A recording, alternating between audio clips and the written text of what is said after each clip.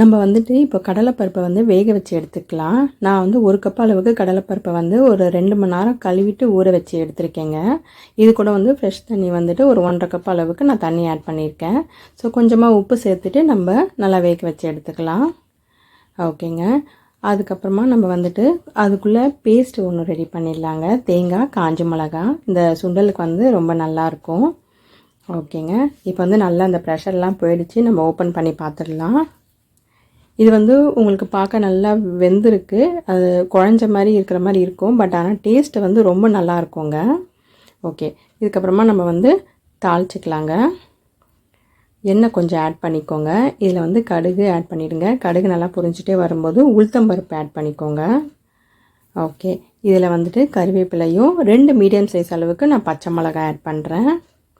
Okay. அந்த உளுத்தம்பருப்பு வந்து கொஞ்சம் நல்லா ப்ரௌன் ஆகட்டும். அப்போ தான் சாப்பிட்றதுக்கு வந்து ரொம்ப நல்லாயிருக்கும்.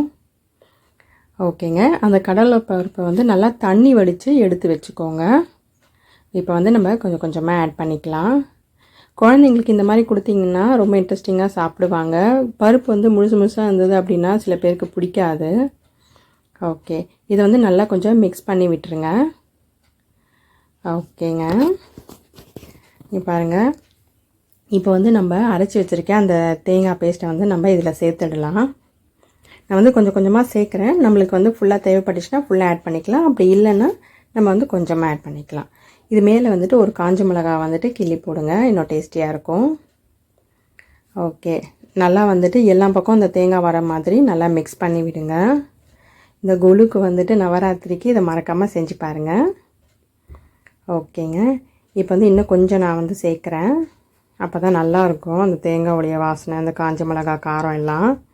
ஓகே. நல்லா மிக்ஸ் பண்ணி விட்டுருங்க. நல்லா சூப்பராக ரெடி ஆகிடுச்சு பாருங்கள். சுவையான கடலைப்பருப்பு சுண்டல் ரெடி.